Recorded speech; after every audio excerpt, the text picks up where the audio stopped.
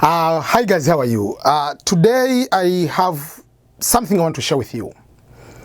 It might be a little bit of personal, but it's something which can be used for you when you are planning so many things. I know there are some people coming to America, going to Canada, going to Australia, going to New Zealand is part of your master plan, is part of your dream.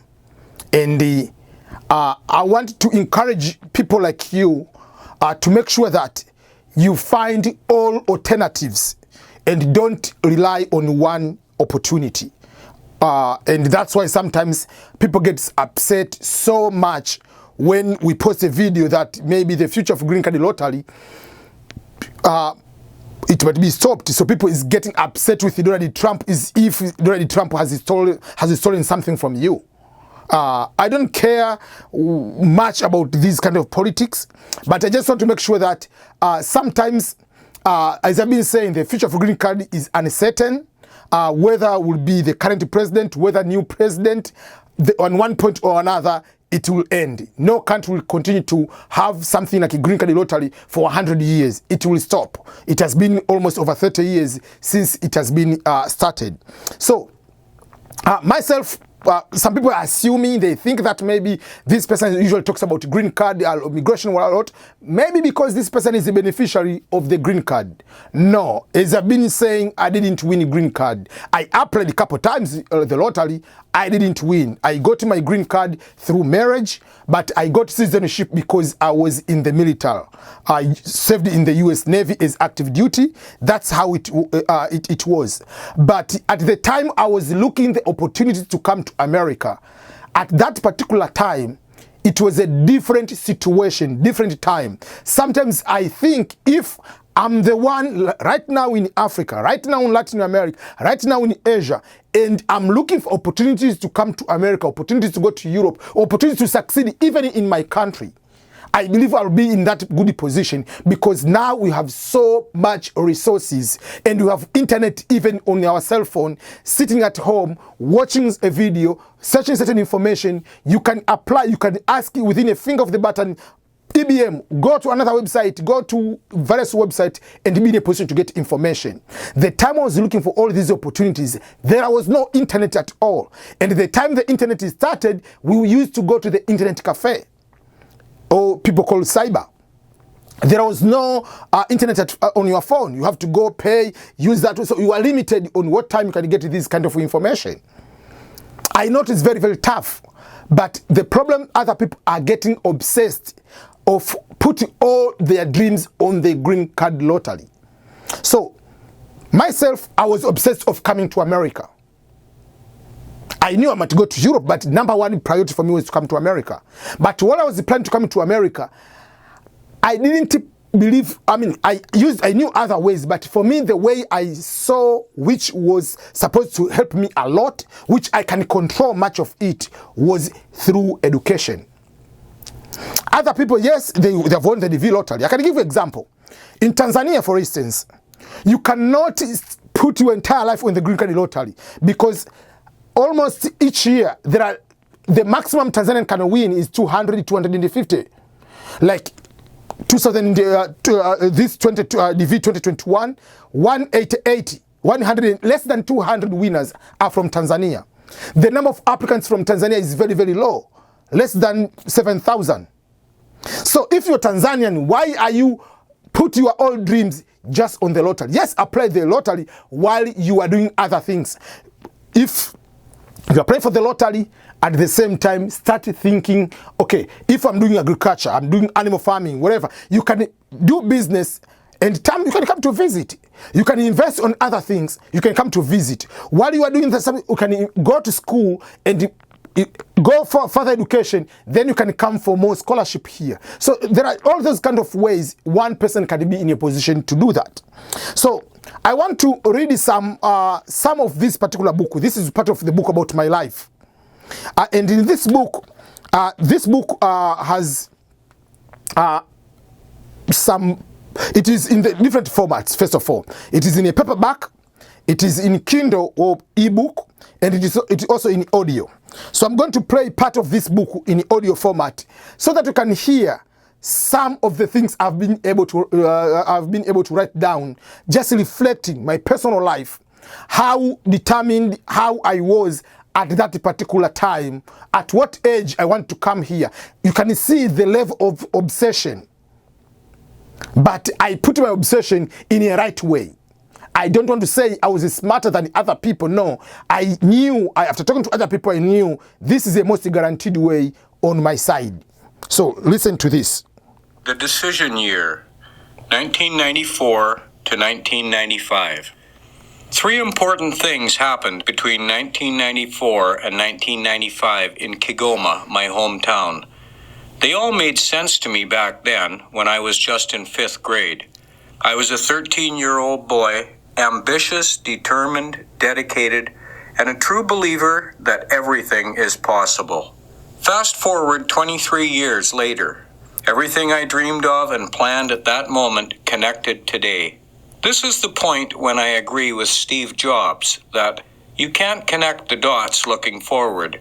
You can only connect them looking backwards. So you have to trust that the dots will somehow connect in the future.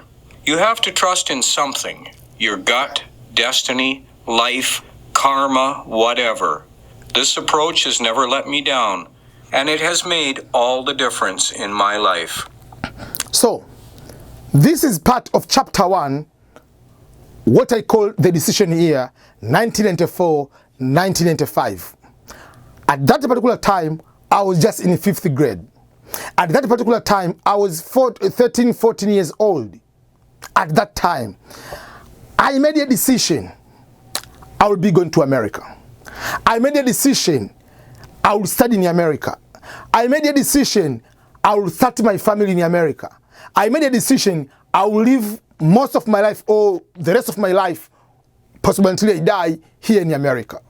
And I was in 13 years old. 1994, 1995. 13 years old.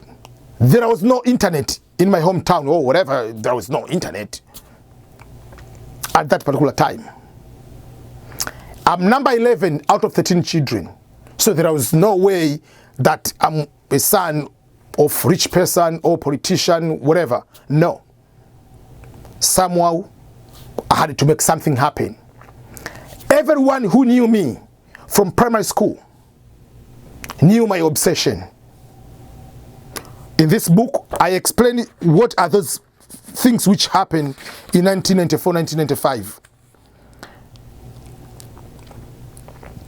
They happened in my hometown in Kigoma. Kigoma is a very small town. If I look now, they make all sense.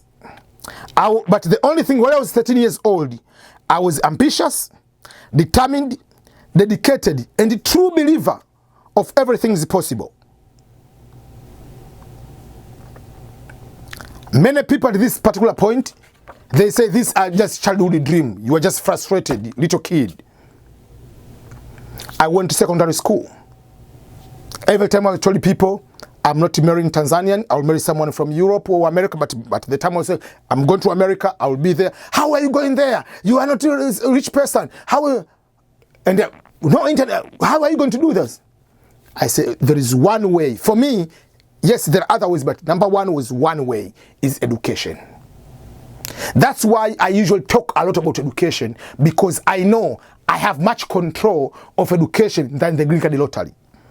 The probability of winning the green card lottery, the chances of winning green card lottery, you must be one among the luckiest people. Yes, we just apply, but how many millions are applying and how many winners? In Ghana, 3,000 people are winning out of 1 million applicants. Because Ghana is number 1 country with the highest number of applicants. So it's not easy. But you cannot control the random selection of green card lottery. But education can control, because you can study, you can pass, and everything. And now we are talking about the merit-based immigration, possibly starting in the US. But it's already in Canada, already it is in Australia, already it is in New Zealand. So if it is in all other countries, education can take you any other country. Either through merit-based immigration, you can apply What is education? Master's degree. You speak English? Yes. Work experience? This much. You can be able to go. You can control your destiny through education. For those who want to migrate to other countries.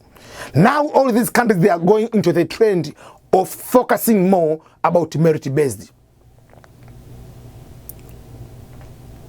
Now, even if it's still a random selection in coming to America this way, but the introduction of the public charge, technically that is a very clear signal that no matter what, the green card lottery is going to change. Just think about it. You are just high school. You finish high school this year.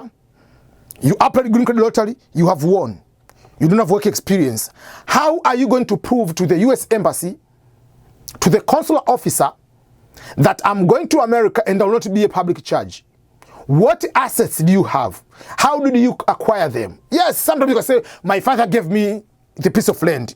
Yes, they're good assets. But sometimes it becomes now very, very difficult for people who are not professional. So it will come to the end, to the time that even if it is random selection, but the winners will be having difficult time. So in the end, you'll find like winners who are doctors, winners who are medical professionals or bankers who already have degrees, have worked for quite some time, they have assets. Or the people who are, even if they didn't go to school, they have good business, they have assets. But the people who are just like, I'm waiting like previous time, you just win, get your bag, go to the embassy, you come to America. Now it's different. That's why maybe this year the number of winners, it is 132,000. Because a lot of people will not be given the visa because of the public charge. Public charge is the new equalizer. So don't play around. So that's why I'm encouraging people. If you are high school, yes, you can do other things, but also make sure that get a good degree, if possible. I don't say education is everything, but it's a basic of way of succeeding. Especially in Africa, education matters a lot. Here in America, yes, but not really, because talent also can win you a lot. Talent in Africa is very difficult. People don't give priority to these other professions compared to education. So once you get good education, it can help you to reach your dreams. But I don't say your dream must be coming to America. Your dream must be going to Europe. You can have also a dream in your own country or going to a neighboring country and do something great. It doesn't mean that all people who are in America are successful. It doesn't mean that all people who are in Europe are successful or better than the people who are in Africa. No. Trust me, life here is very complicated. Sometimes people think that it will be better to go back to their home countries. But already you have spent 5-10 years already here. If I go back, what am I going to do? Start over there? So, okay, let me continue to be here. So, don't, like sometimes when you're in Africa, people, you can admire, because sometimes we admire things which you don't have. That's why you have to look on all opportunities. That's why I give you information, so that once you come here, you don't just come here, you come here to succeed. You come here to be better than where you are. Don't just come here, you end up washing dishes for the rest of your life. That is a transitional life. You have to work in the warehouse, you have to work in the kitchen, work in the store, whatever. But you don't need to work those for 50 years here. You have to use those as a way to go further, as a beginning stage. Personal, I get frustrated when we as immigrants here don't share information, good information, to other people who are brand new, so that they can also get some stress, so that they can struggle like how we struggled before. I know some people, you know them, you come here, they don't tell you, okay, don't do this mistake in the credit card, don't do this mistake. They let you get there, get a problem, they feel that, okay, now you have discipline. No. If a person comes from day one here, or before coming, tell you, okay, avoid this, arrive here, this is how you succeed. So that you can have respect here by, oh, these immigrants, man, they come here, they are They are no joke. They come here, they do job, they get very successful. But don't, like, we have to succeed. We have to help one another with good information. So even if you decide I'm staying in my home country, if you want to do business, don't do the WhatsApp business. You hear, oh, nowadays, oh, if you have chicken eggs, oh, you get a lot of money. Or if you start selling mangoes, you get a lot of money. Those numbers, oh, watermelon, if you have this number of tomatoes, this number of watermelon, times 100, you get this $1,000. You don't think about, you send the money in the village, you get it reported from WhatsApp. No. If you want to do business, do a very serious business.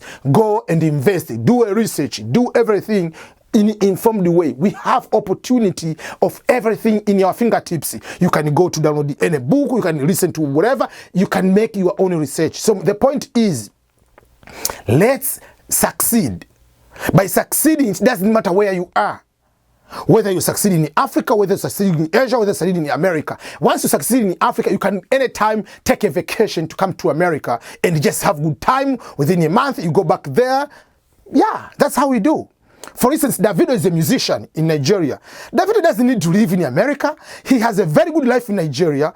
Anytime he wants to come to America, he gets into the flight, he comes to America, he has a good time in America, like a vacation, go back to Nigeria, eating very good food, fruits, whatever, while here we are struggling every single day.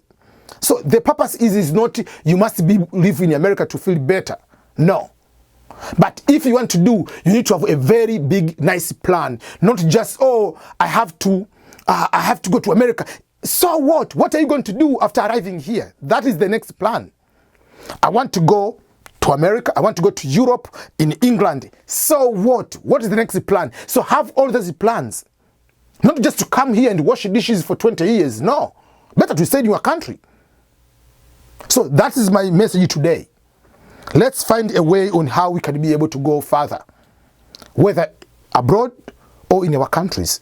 So thank you so much everyone for your continued support, and I wish you all the best in anything you do.